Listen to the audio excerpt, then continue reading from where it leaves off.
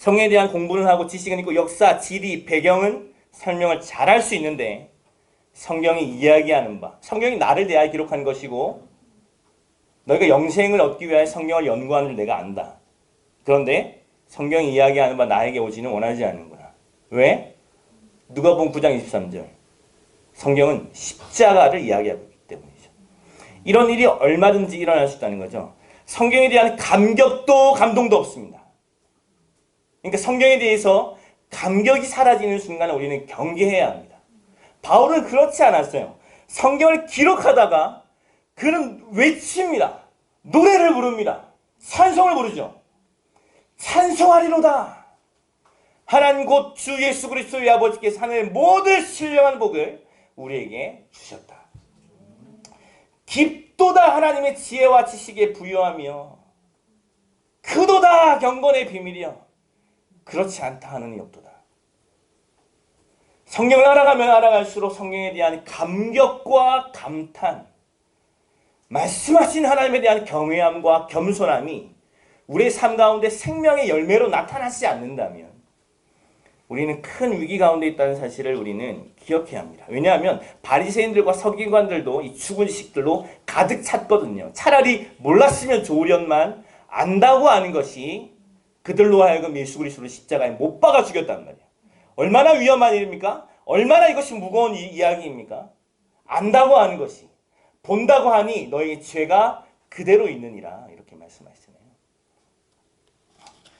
70이 넘은 팀 켈러 목사님은 이렇게 이야기합니다. 설교를 신학생들을 대상으로 시작하면서 자신이 지금까지 지켜봐온 수많은 목회자들 중에 끝까지 잘 달려가는 사람을 보는 것은 굉장히 어려운 일이었다는 거예요.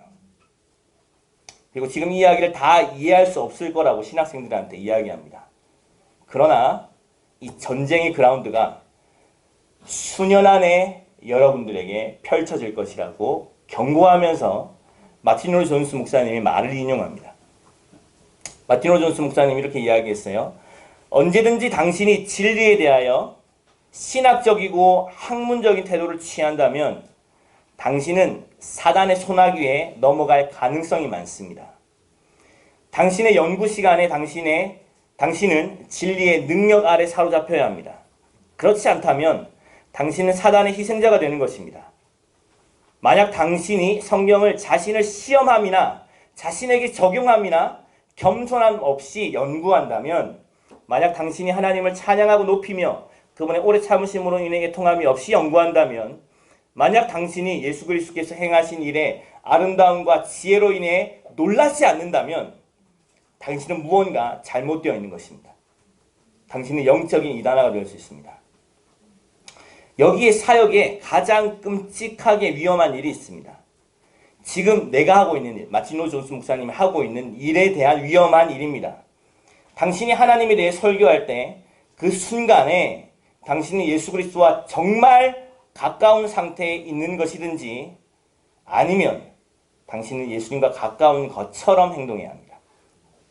왜냐하면 당신은 하나님의 위대하심과 예수 그리스도의 아름다움에 대해서 말해야 하기 때문입니다.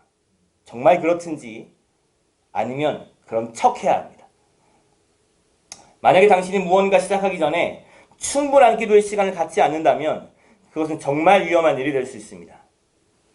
이 주관적으로 성경을 해석하는 부분이 너무 중요해서 성경의 객관적인 부분에 대해서 간과하게 된다면 우리는 어떤 일이 일어날까요? 제가 훈련학교를 이제 여러 번 진행하면서 제일 마지막 부르심을 저버리고 훈련학교를 떠나는 사람들의 대부분은 동일한 패턴입니다. 어떤 분들이냐면 직통 계시를 받는 거예요. 하나님과 직접적인 물론 교제가 있을 수 있죠. 있지만 눈에 보이는 권위를 완전히 밀어버리는 거예요. 훈련학교를 그만둔다고 하는 많은 분들의 이야기는 주님이 말씀하셨기 때문이라는 사실을 여러분 아셔야 됩니다. 정말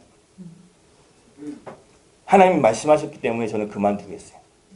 하나님 이런 상황을 내게 허락하신 걸 보니 저에게 끝까지 가는 건 아닌 것 같아요. 하나님을 왜냐하면 부르심을 하나님으로부터 시작했기 때문에 부르심을 저버리는 건 하나님 이하로는 안 되는 거예요. 어떤 상황으로는 전혀 논리가 안 맞는 거죠. 그러니까 하나님 수준으로 부르심을 저버려야만 그 훈련학교를 떠날 수 있어요. 이것만 있는 거예요. 직통계시를 자꾸 받는 거죠. 그러니까 이 두 가지는 함께 가야 되는 거예요. 할렐루야. 이 두 가지는 서로 상호작용을 합니다.